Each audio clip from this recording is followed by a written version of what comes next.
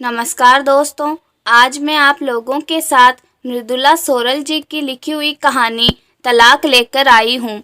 रमा आज बिल्कुल अकेली थी। सारा जीवन उसने सबका साथ दिया, भावुक भी थी। सदा दूसरों के बारे में सोचना, उनका भला करना, यही तो करती आई थी वह अब तक। पर बदले में उसे क्या मिला? एक एकाकीपन। स्कूल में अध्यापिका बनी, सबकी इच्छा के खिलाफ। जिंदगी क्या थी? एक चुनौती थी उसकी। जब वह 25 की थी, शादी की उम्र हो गई थी। उसकी एक छोटी बहन थी। हमेशा अपनी बहन को नीचा दिखाना उसकी आदत थी। माँ पापा के खिलाफ जाकर उसने पूरी पढ़ाई की और बीएड किया। किसी ने कोई सहायता नहीं की। जैसे तैसे ट्यूशन पढ़ाकर उसने बीएड किया। उसकी बहन निशा के लिए लड़का देखना शुरू हो गया, पर उसका जिक्र किसी ने नहीं किया। उसकी शादी के बारे में किसी ने नहीं सोचा। किसी को उसकी कोई परवाह नहीं थी।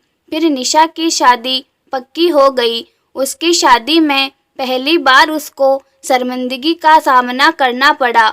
सब उसको ऐसे घूर के देख रहे थे जैसे उसने कोई बहुत बड़ा गुनाह कर दिया हो।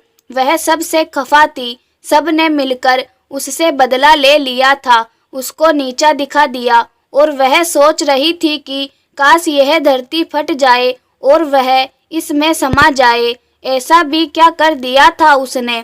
किसी को उसकी कोई फिक्र नहीं थी। सब उसे अनदेखा कर रहे थे। तब उसको कितनी शर्म आई थी जब किसी ने उससे पूछ लिया था कि यह आपकी बड़ी बेटी है, इसकी क्यों नहीं हुई शादी? अच्छा, कोई कमी होगी? फूट कर रो पड़ी रमा। काश इन रिश्तों का भी तलाक हो पाता। यह उसी वक्त सबको तलाक दे देती। इतनी बड़ी सजा, वह भी अपनों के द्वारा। रमा पूरी शादी में अकेले ही रही। किसी ने उससे बात न करने की जैसे कसम खा रखी हो। निशा की विदाई भी हो गई। निशा ने उससे मिलना जरूरी नहीं समझा। पति पत्नी के रिश्ते में जरा सी लापरवाही कोई बर्दाश्त नहीं करता और झट से तलाक की नौबत आ जाती है। फिर इन रिश्तों से तलाक क्यों नहीं हो सकता?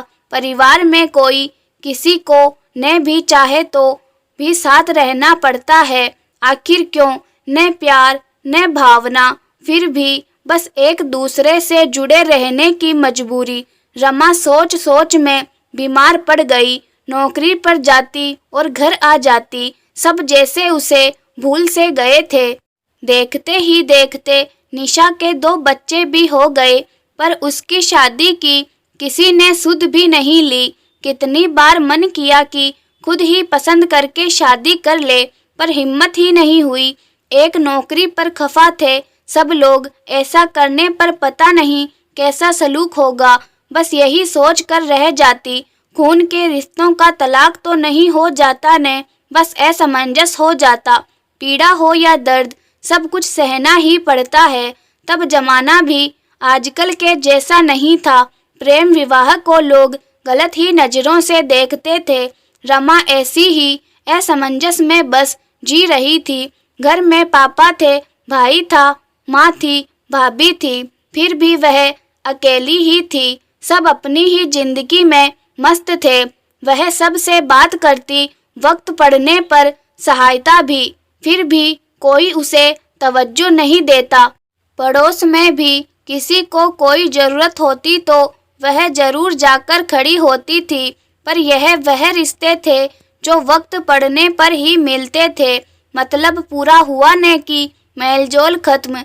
आज रमा जैसी जिंदगी जी रही थी उसमें विवशता ही थी। अब नौकरी ही उसकी जिंदगी थी। निशा आती, कहीं जाती तो बच्चों को उसको सौंप जाती कि संभाल लेना, और वह लाचारी सी महसूस करती थी। बच्चों को रखना उसकी जिम्मेदारी बन जाती।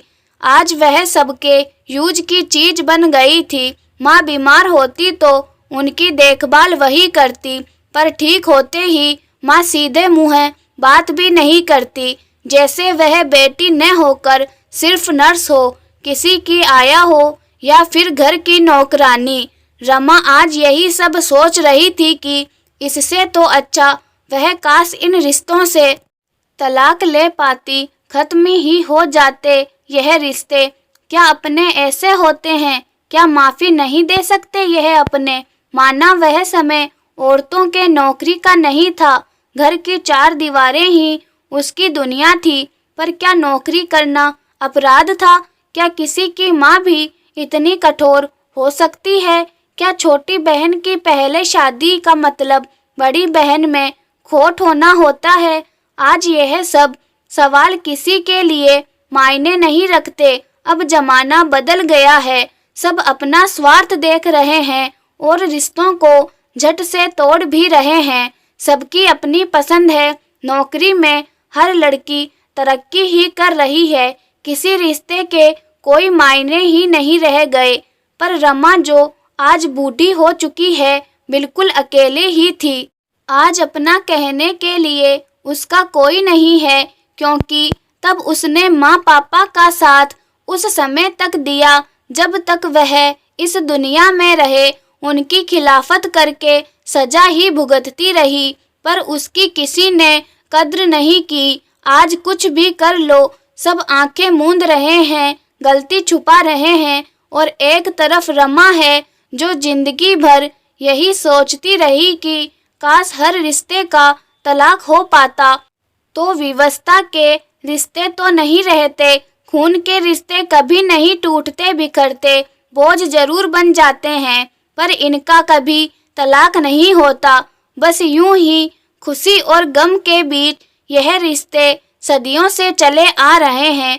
अब प्रेम से निभाओ या गुस्से से, रिश्ते तो रिश्ते हैं।